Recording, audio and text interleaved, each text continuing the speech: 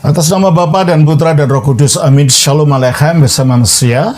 Selamat bertemu kembali saudara dengan saya, Episkop Daniel dari Nikopolis, pendiri dan pemimpin dari Gereja Ortodoks Indonesia. Kita akan melanjutkan acara kita, yaitu menjawab pertanyaan saudara. Kebetulan ada pertanyaan susulan dari saudara Edwardo yang dua pertanyaannya sudah saya jawab dalam 2 hari ini. Pertanyaannya begini. Jika Romo sudah ada waktu, mohon bisa dijelaskan kembali mengenai pribadi-pribadi dalam ketritunggalan Allah. Karena seringkali para penyesat mendiskreditkan Tritunggal dengan cara memframing bahwa 3 pribadi adalah 3 Allah atau Triteos. Sekedar info Romo, saat ini di media online TikTok, para penyesat makin agresif menyerang Tritunggal. Salah satunya mengenai topik yang saya angkat di atas. Terima kasih Romo. Terima kasih saudara Edwardo. Pertama-tama saya harus koreksi. Sebutan untuk apa yang mereka tuduhkan itu bahasanya salah. Tidak ada bahasa Yunani Tritheos, itu tidak ada. Sebab tri itu bentuk jamak, theos itu bentuk tunggal. Kalau memang ada 3 Tuhan, 3 Allah, ya bahasa Yunani Trithei. Tulisannya Theoi, bukan Triteos. Itu membuat bahasa Yunani yang kacau. Karena tri itu tunggal atau jamak, maka kata bendanya juga harus jamak, bukan theos, tapi thei, trithei. Lalu trithei artinya memang 3 ilah, 3 Allah.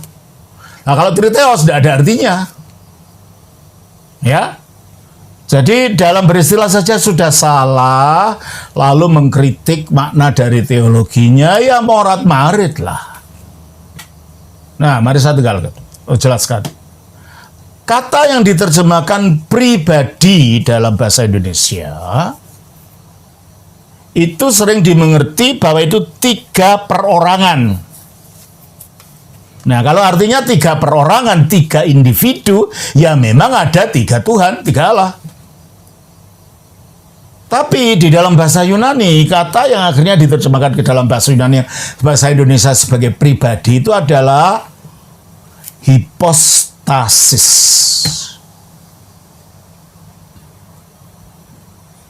Dan bahasa Yunani modern tidak menggunakan kata hipostasis untuk pribadi dalam pengertian perorangan tadi. Bahasa Yunani modern menggunakan kata atomos, individu itu. Jadi kalau gitu, hipostasis itu tidak ada kaitannya dengan 3 individu berbeda-beda, lalu ngumpul jadi satu, membuat Allah yang satu. Jadi orang-orang ini adalah membuat hantu sawah dipukul-pukulin sendiri. Orang-orangan sawah. Bikin sesuatu yang tidak ada dalam teologi gereja. Nah, kata hipostasis itu sendiri kita jumpai di dalam Ibrani pasal 1 ayat 3. Ya tentunya harus dalam bahasa aslinya. Sebab kalau terjemahan nggak akan jelas kata-kata itu muncul. Tolong bacakan. Ia adalah cahaya kemuliaan Allah dan gambar wujud Allah. Nah, kata wujud ini terjemahannya dari kata hipostasis. Jadi kalau di sini berarti hipostasis di sini artinya bukan perorangan, bukan individu, karena di situ disebut wujud. Kalau menggunakan istilah bahasa Indonesia terjemahan dari LAI. Mari kita baca di dalam Ibrani ini dalam bahasa aslinya. Ya. Oson yang adalah apafgasma, pancaran, tisdoksis, dari kemuliaan, keharaktir, dan tindisan tepat atau gambar tepat. Seperti kalau kita punya stempel lalu kita tindaskan itu. Gambarnya itu. Ini bahasa karakter ya. Dan tindasan tepat atau gambar tepat. Tis hipostaseos aftu, dari hipostasisnya. Berarti kata hipostasis itu kata-kata Alkitab, bukan karangan-karangan gereja. Dan di dalam terjemahan LAI diterjemahkan sebagai wujud. Berarti bukan pribadi dalam pengertian yang orang-orang ini hendak mengkarikaturkan ajaran Alkitab. Ya.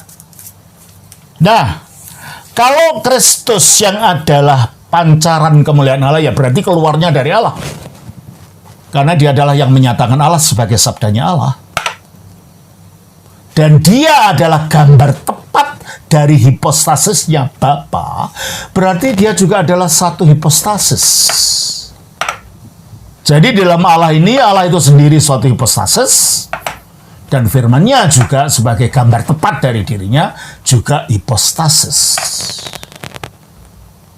Nah, hipostasis itu apa?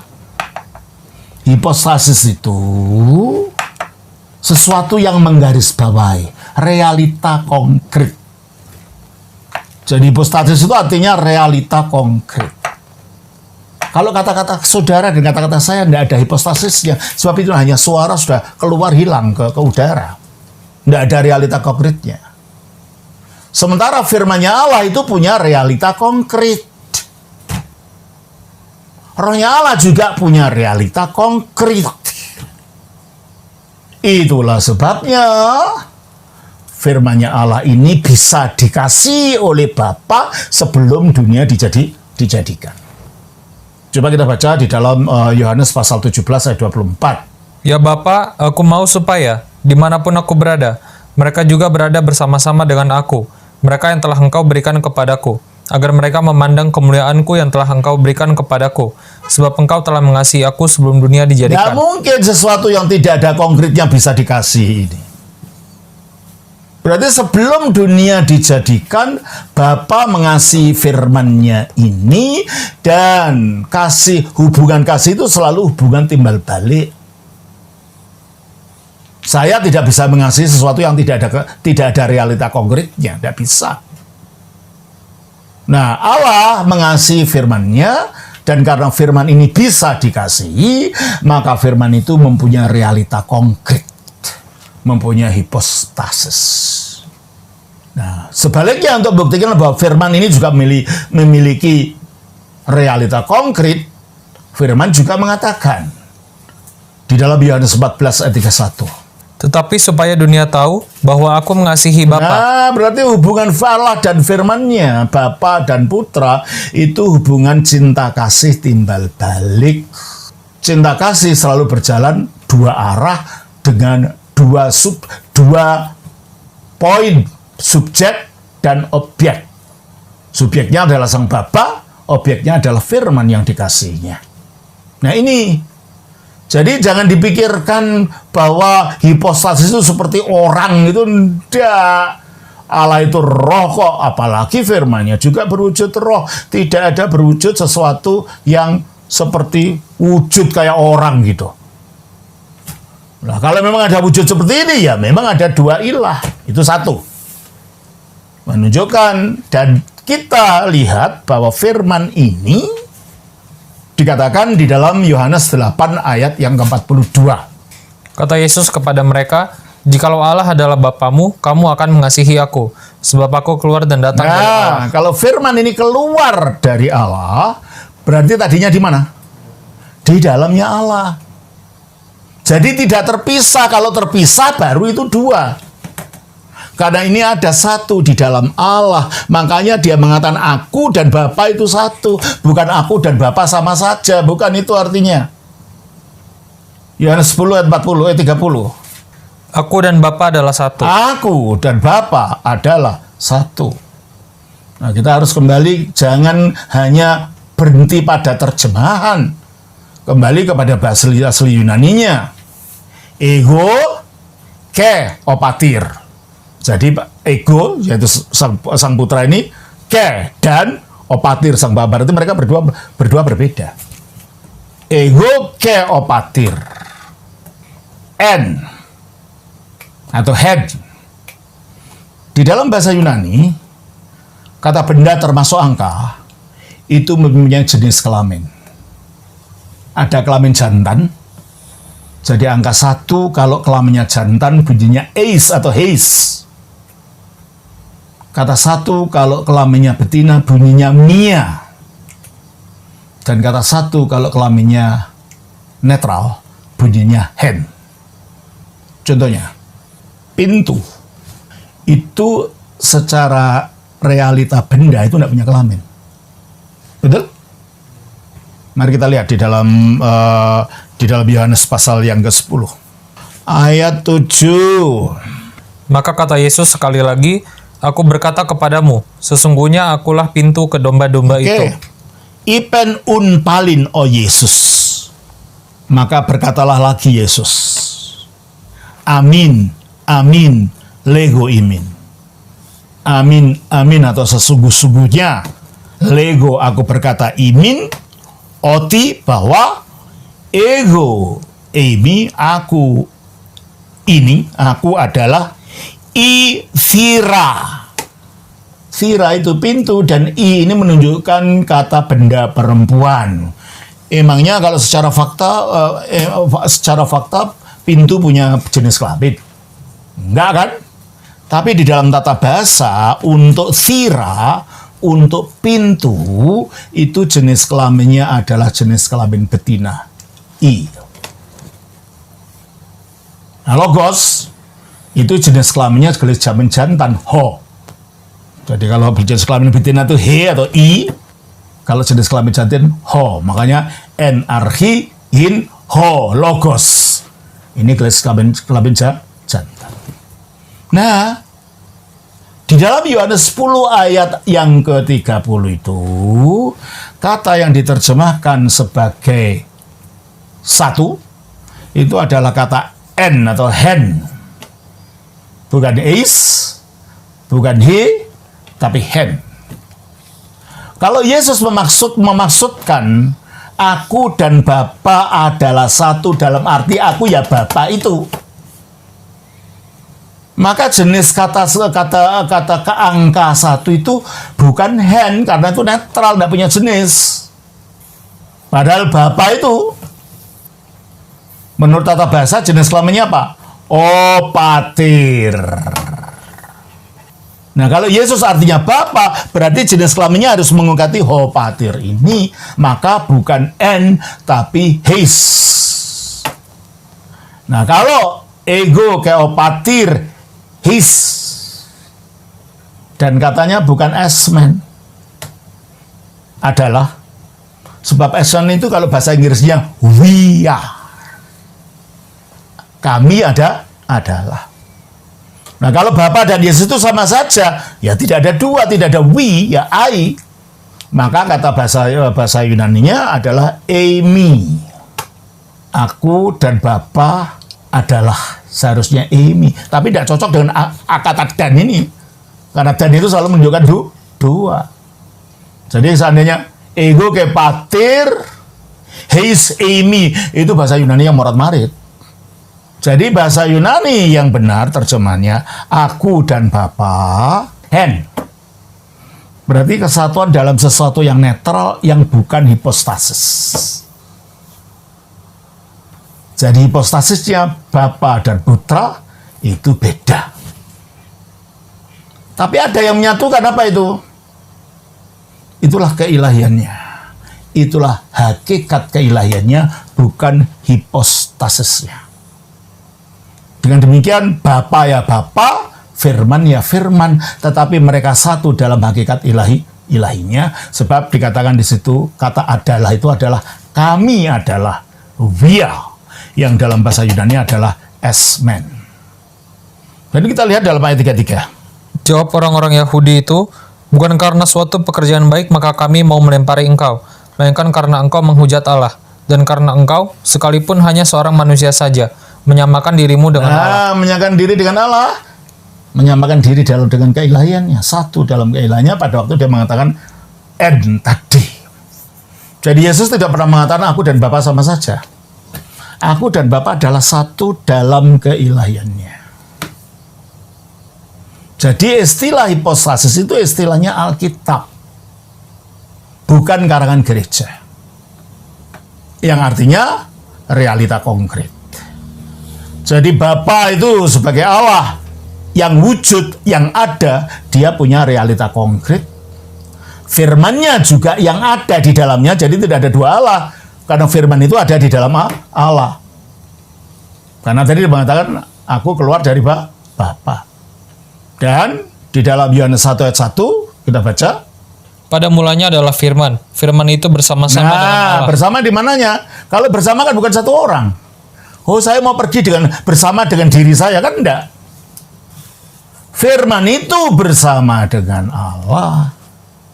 Berarti firman dan Allah itu dua hipostasis yang berbeda, tapi bersama karena firman itu adanya di dalam Allah.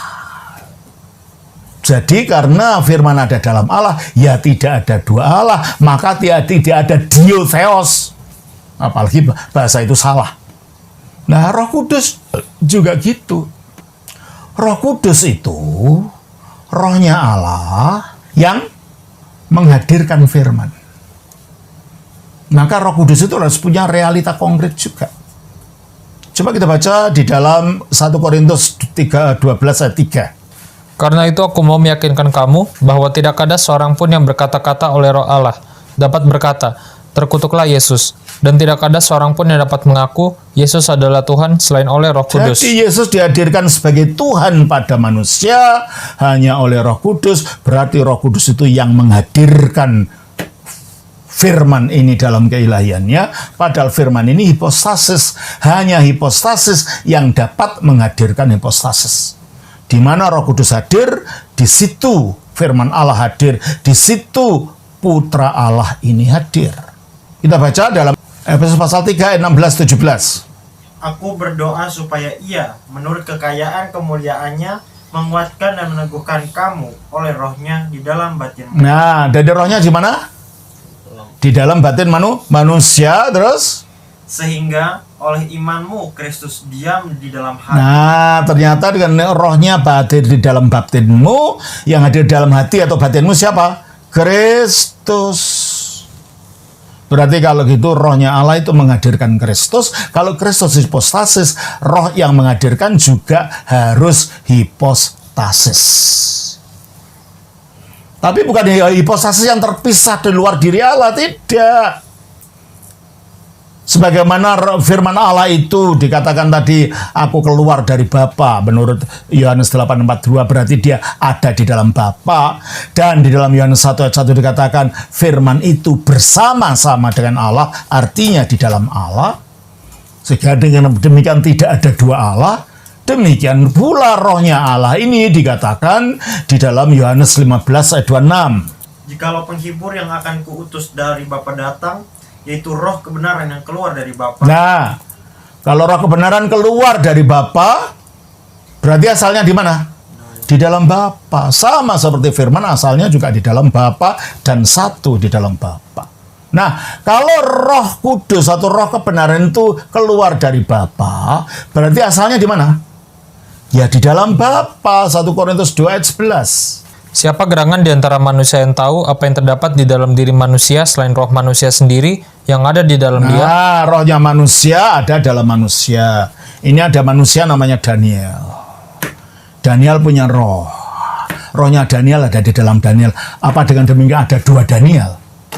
Enggak kan? Tetap satu kan? Demikianlah di dalam Daniel di samping ada rohnya, ada akal budinya yang kalau keluar dari kata-kata jadi logos. Di dalam Daniel yang satu ini ada logosnya, yang sebelum itu diucapkan namanya logika, yang setelah diucapkan itu menjadi logos, jadi kata-kata. Di dalam Daniel ini juga ada prinsip hidup yang adalah rohnya yang di dalam dirinya. Daniel, logosnya atau kata-katanya atau akal budinya dan rohnya yang tinggal di dalam dia tidak membuat adanya tiga Daniel. Demikianlah Allah, yaitu Bapa, dan firman-Nya yang ada di dalam Bapa, dan rohnya juga yang ada di dalam Bapa, tidak membuat ada tiga ilah. Maka tidak ada istilah yang tidak bisa dipertanggungjawab, tritheos, itu tidak ada kata-kata itu. Tri bentuk jamak kok, bendanya bentuk tunggal, gimana? Nggak ada. Kalau tri ya harus thei. Nggak ada tri, theos itu nggak ada itu. Bahasa apa itu? Orang Yunani nggak akan ngerti itu. Nah, kembali kepada 1 Korintus 2 ayat 11 tadi. Siapa gerangan di antara manusia yang tahu apa yang terdapat di dalam diri manusia selain roh manusia sendiri yang ada di dalam dia? Demikian pula lah tidak ada orang yang tahu apa yang terdapat di dalam diri Allah selain roh Allah. Jadi roh Allah ada di mana? Di dalamnya Allah, sebagaimana rohnya manusia di dalam manusia. Dan Allah itu siapa? Allah yang esa itu Bapa. Kita baca 1 Korintus 8 ayat 6. Namun bagi kita hanya ada satu Allah saja, yaitu Bapa. Ya, bagi kita hanya ada satu Allah saja, yaitu Bapa. Dan dari Bapa ini roh itu keluar, berarti asalnya berada dalam Bapa. Demikianlah Bapa ini Allah, yang dari Allah ini firman itu keluar, yang berarti firman itu ada di dalam Allah. Jadi dalam Allah yang satu, yang ada Bapa, yang Bapa ini mempunyai hakikat kealahan yang satu. Dan di dalam hakikat kealahan yang satu ini firman berada, berarti firman ambil bagian di dalam hakikat kealahan yang satu ini, tidak menjadi dua Allah. Nah, di dalam hakikat Allah yang Bapa yang satu ini, roh juga tinggal di situ, berarti juga dia ambil bagian di dalam hakikat Allah yang satu ini. Jadi 3 hipostasis tidak mempunyai 3 hakikat keilahian yang berbeda, sebab kalau ada 3 hakikat keilahian yang berbeda, memang ada 3 ilah. Tetapi karena Bapa memiliki hakikat keilahian yang satu, di mana firman-Nya juga ambil bagian di dalam hakikat keilahian yang sama yang satu itu, di mana rohnya juga mengambil bagian dalam hakikat keilahian yang sama dan satu itu, maka dikatakan bahwa Allah itu hanya satu.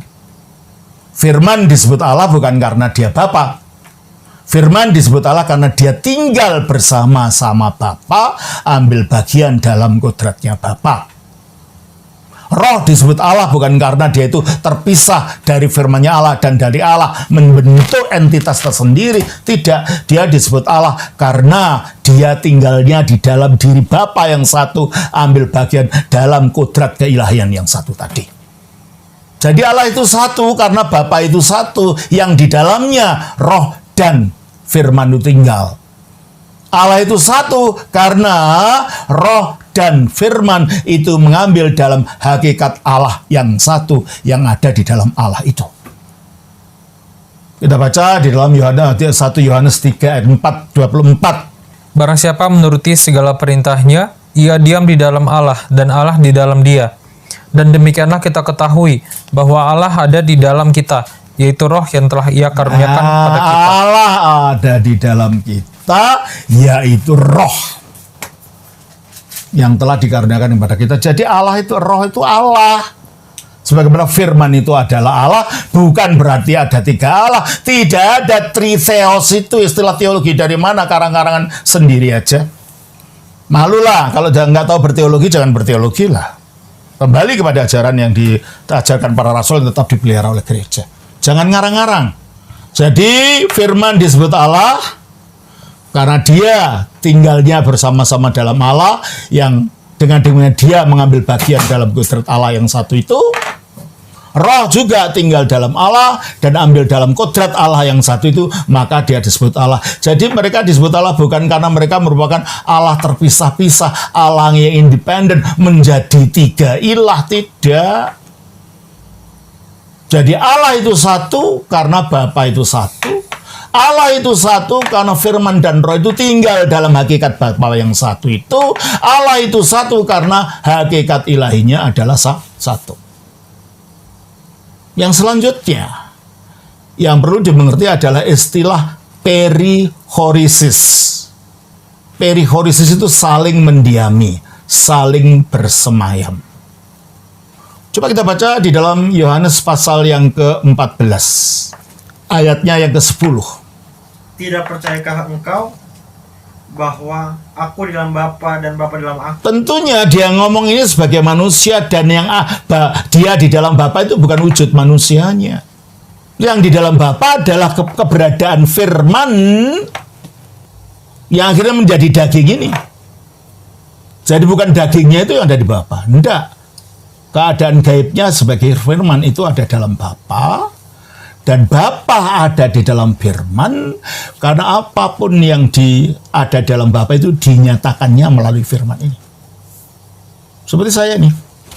Kata-kata saya ada dalam saya. Tapi saya pribadi, watak-watak saya tercermin dari kata-kata saya.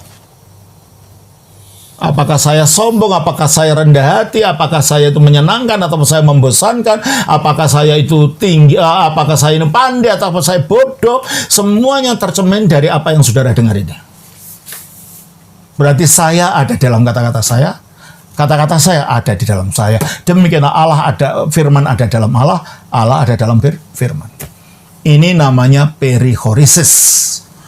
Oleh karena itu Allah dan firman-Nya tidak bisa dipisah jadi dua Allah.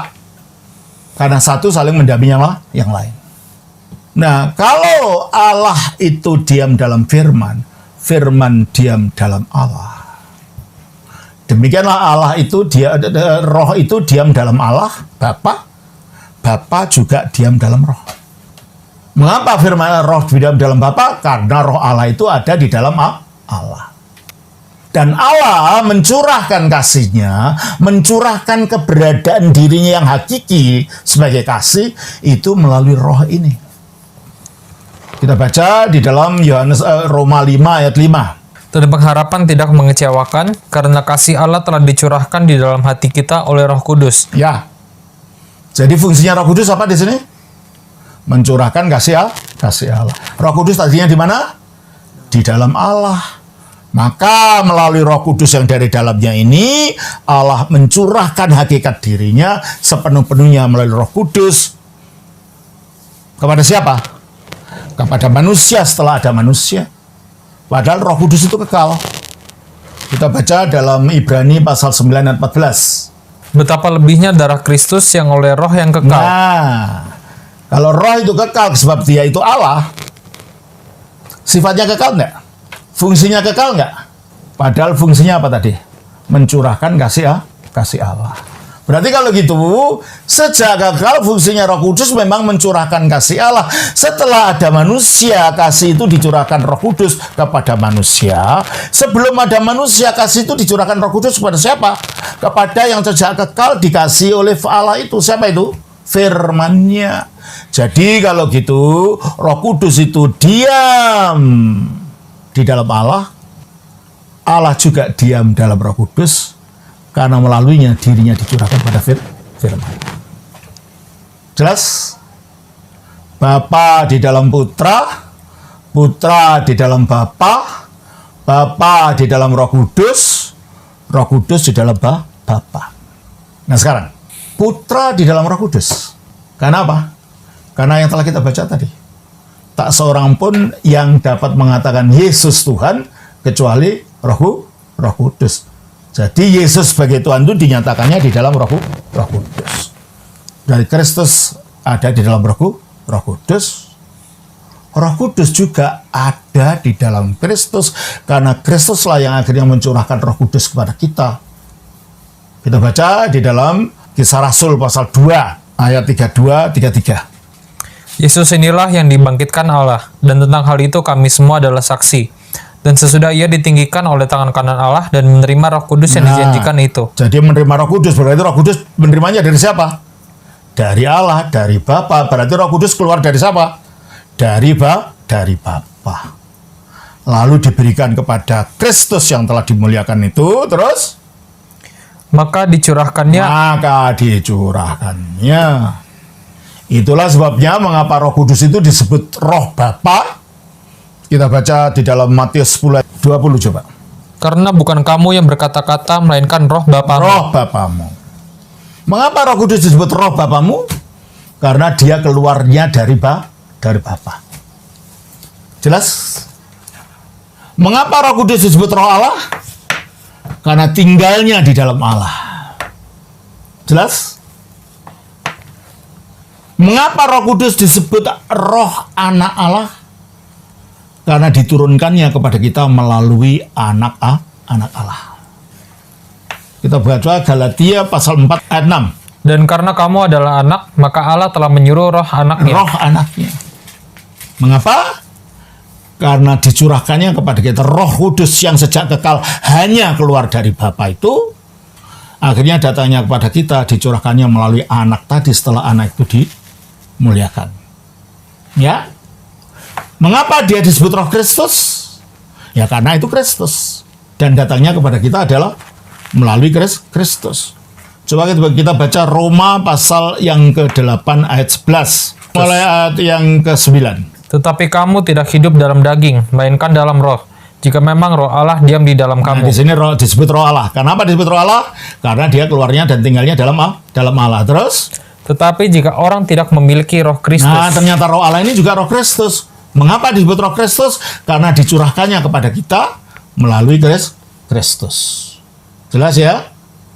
Jadi roh kudus yang sama, roh yang sama ini disebut roh Bapa karena memang keluarnya dari Bapa. Disebut roh Allah karena memang itu roh Allah yang tinggalnya di dalam Allah. Disebut roh anak Allah karena dicurahkannya kepada kita melalui anak Allah yang telah dimuliakan. Disebut roh Kristus karena anak Allah itulah artinya Kristus yang melaluinya roh dicurahkan. Disebut roh Yesus karena nama manusia dari anak Allah ini adalah Yesus. Coba kita baca dalam Kisah Rasul pasal yang ke-16 ayat 7. dan setibanya di Misia, mereka mencoba masuk ke daerah Bitinia, tetapi roh Yesus tidak Roh mengizinkan mereka. Yesus.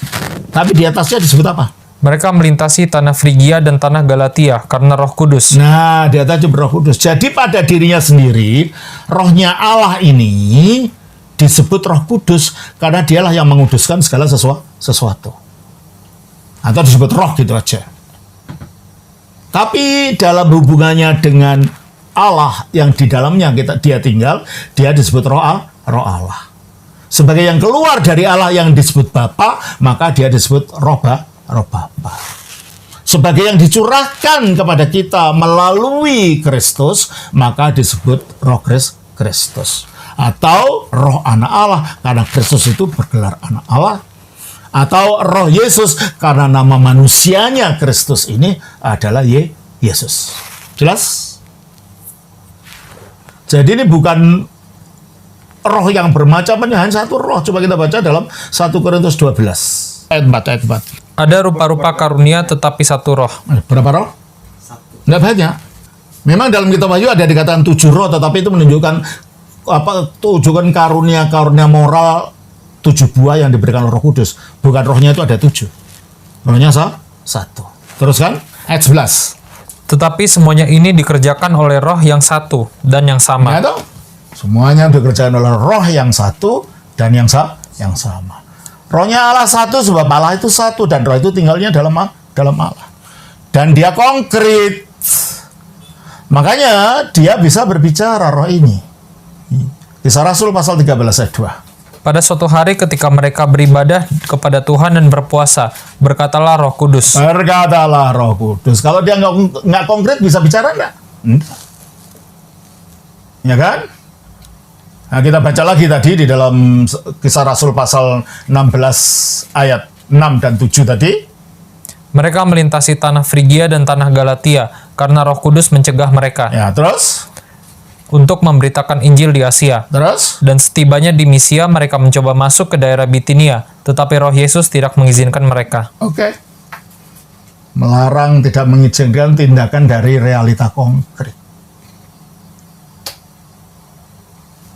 Dan kata Asia di situ maksudnya bukan Cina atau daerah itu provinsi di zaman Romawi, salah satu provinsi di negara Turki sekarang. Namanya Asia Minor.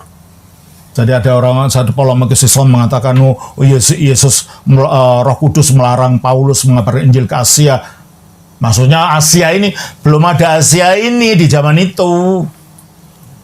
Zaman itu adalah provinsi kecil namanya Asia Minor. Ya. Ini orang ngawur aja nggak tahu sejarah ya. Jadi kalau begitu saudara, Roh Kudus bisa bicara, Roh Kudus bisa mencegah. Roma 8 ayat 26. Demikian juga Roh membantu kita dalam kelemahan kita, sebab kita tidak tahu bagaimana sebenarnya harus berdoa, tetapi Roh sendiri berdoa. Nah, kalau tidak punya realita konkret bisa berdoa tidak? Tidak. Jelas ya? Roh ini berdoa.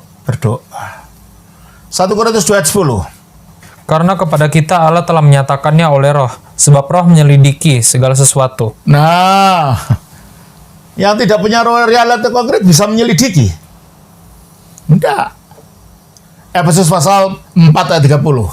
Dan janganlah kamu mendukakan Roh Kudus Allah. Nah, yang tidak punya realita konkret bisa berduka atau didukakan. Tidak. Jadi, Roh Kudus juga punya realita konkret. Firman juga realita konkret. Lah kalau saya punya roh tapi nggak ada realita konkretnya, kalau wujud keluar wujudnya nafas, udah itu hilang. Ada realita konkretnya. Bisa kita pegang ini rohnya Romo Daniel. Nggak bisa. Sementara rohnya Allah bisa. Oleh sebab itu rohnya Allah disebut hipostasis dan tinggalnya di mana? Di dalam Allah. Firman-Nya Allah juga disebut hipostasis, makanya bisa dikasihi dan bisa mengasihi. Tinggalnya di mana? Di dalam diri Allah Bapa yang satu, di dalam hakikat Allah yang satu. Jadi saya ulang kembali. Putra tinggal di dalam roh. Karena roh itu yang menyatakan putra sebagai Tuhan. Tapi roh juga tinggal dalam putra. Kenapa? Karena dia yang mencurahkan kasih Bapa kepada putra, berarti dia tinggal di sana. Inilah namanya perichoresis, saling mendiami. Bapa dalam putra, putra dalam Bapa, putra dalam Roh Kudus dalam putra, Roh Kudus dalam Bapa, Bapa dalam Roh Kudus. Bisa dipisahkan deh itu. Kalau satu mendiami yang lain ini. Hanya di dalam angan-angan kita bisa memisahkan, tapi dalam realitanya tidak, karena satu di dalam dirinya Allah. Jadi Allah itu satu karena Bapa sebagai sumbernya itu satu. Sumber kealahan. Allah itu satu karena baik firman maupun roh tinggal di dalam hakikat Allah sang Bapa yang hanya satu itu. Dan Allah itu satu karena tiga hipostasis itu satu mendiami yang lain, yaitu perichoresis.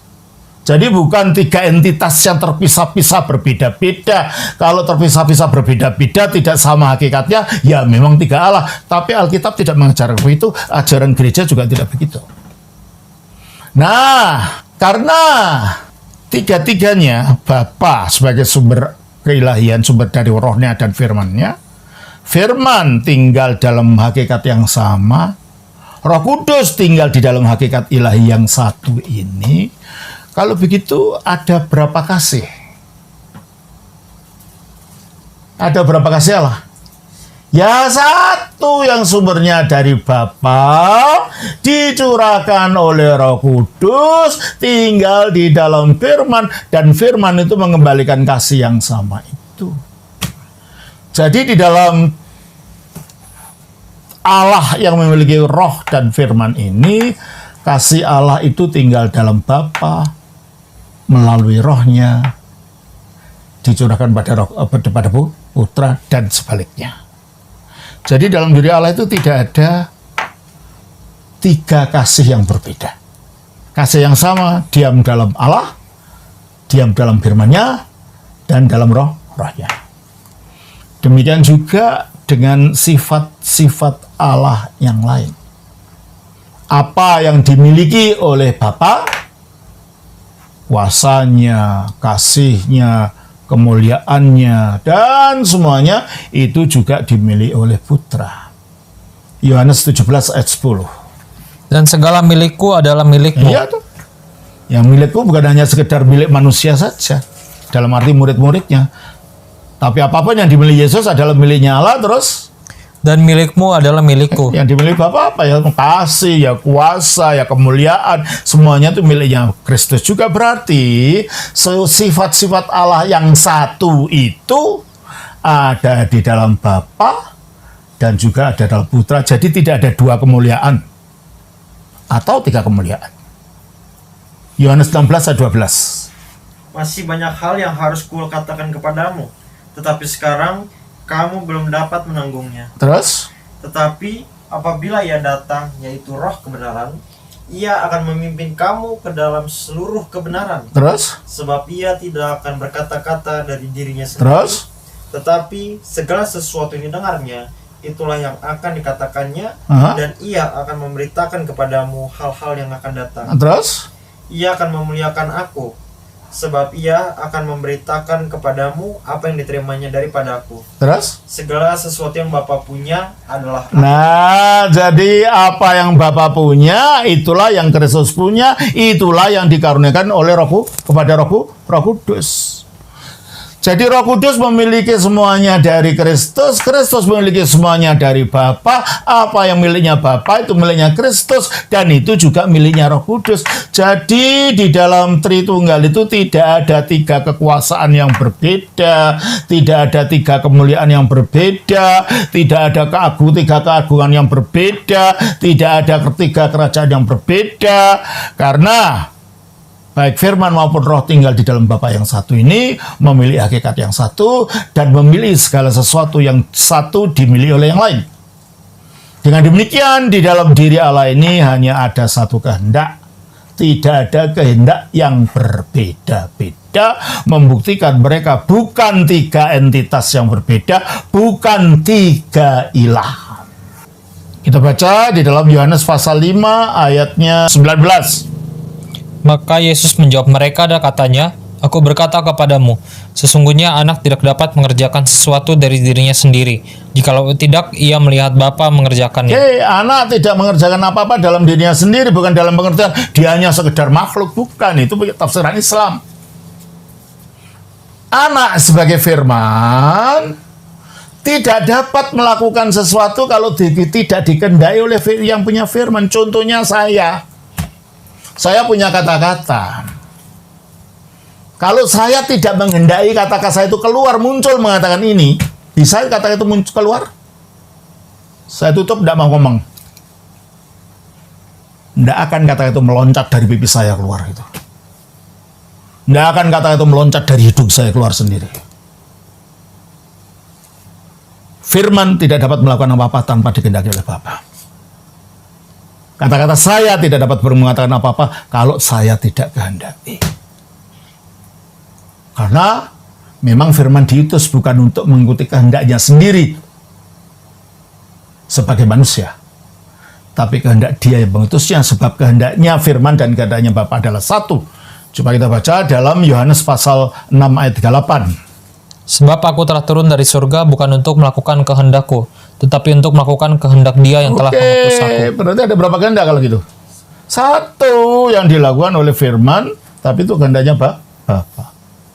Di dalam Tritunggal hanya ada satu kehendak ilahi, di dalam Tritunggal hanya ada satu kasih ilahi, di dalam Tritunggal ada satu kuasa ilahi, dalam Tritunggal ada satu kemuliaan ilahi, dan semuanya.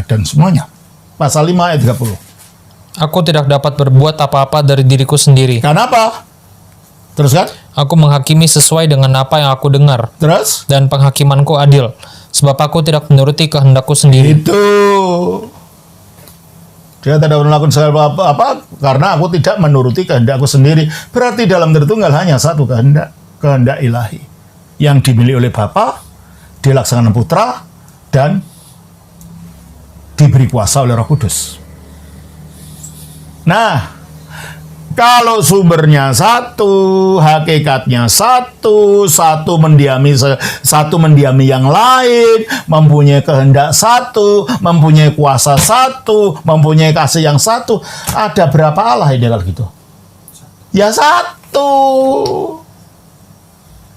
Jadi Tritunggal itu bukan 3 Allah yang berbeda-beda. Bukan tuduhan yang ngawur triteos itu, sebab kata itu tidak dimengerti orang. Ya, jadi Tritunggal itu satu, dan pengertian pribadi itu bukan perorangan individu yang terpisah-pisah. Pribadi itu dari kata hipostasis yang kita jumpai kata-kata itu dalam Ibrani pasal 1 ayat 3. Jelas ya kalau begitu? Jadi saya ulang. Tritunggal itu satu karena sumber daripada firman dan Bapa itu Bapa yang adalah satu. Allah yang satu itu Bapa, di dalam Bapa ada firman dan Roh. Tritunggal itu satu karena baik firman maupun Roh tinggalnya dalam Bapa, ambil bagian dalam kodrat keilahian yang satu miliknya Bapa, sehingga mereka punya kodrat Allah. Berapa kodrat Allah? Berapa hakikat Allah? Satu. Tritunggal itu satu karena satu mendiami yang lain. Bapa dalam Putra, Putra dalam Bapa, Bapa dalam Roh Kudus dalam Bapa, Putra dan Roh Kudus dalam Putra. Ya. Dan Tritunggal itu satu Allah karena kehendak ilahi hanya satu yang tinggal di dalam Putra, Roh Kudus, meskipun sumbernya dari Bapa. Tritunggal itu satu karena hanya satu hidup. Hidupnya Putra itu berasal dari Bapa. Coba kita baca di dalam Yohanes pasal yang ke-5 ayat 26. Seperti Bapa mempunyai hidup dalam dirinya sendiri, demikian juga diberikannya anak mempunyai hidup dalam dirinya. Nah, berarti anak punya hidup asalnya dari mana? Dari Bapa. Ada berapa hidup kalau gitu? Satu hidup yang tinggal dari Bapa dan Putra. Nah, Roh Kudus karena tinggalnya dalam Bapa, dia juga punya hidup. Kita baca Roma 8 ayat 2. Roh yang memberi hidup. Nah, Roh memberi hidup. Kalau dia bisa memberi hidup, punya hidup tidak dalam dirinya? Ya punya. Di dalam Allah itu satu, karena Tritunggal itu satu, karena hanya satu hidup yang berasal dari Bapa, yang dikaruniakan pada firman, dan disalurkan pada manusia oleh Roh Kudus. Dan Tritunggal itu satu Allah karena kehendaknya satu. Tritunggal itu satu Allah, kasihnya satu. Tritunggal itu satu Allah, kuasanya satu, kemuliaannya satu, semuanya serba satu. Yang serba satu tidak mungkin tiga Allah. Ya. Jadi Tritunggal itu adalah satu Allah karena semuanya serba satu. Bukan tiga Allah, bukan karangan-karangan yang namanya Triteos tadi, karena itu tidak ada istilah teologi seperti itu, dan itu tidak ada di dalam bahasa Yunani. Sudah ya, saudara? Saya kira itulah yang dapat saya jelaskan. Semoga saudara yang menyesatkan orang ini kembali kepada kebenaran. Tuhan berkati. Shalom. Atas nama Bapa, Putra, Roh Kudus. Amin.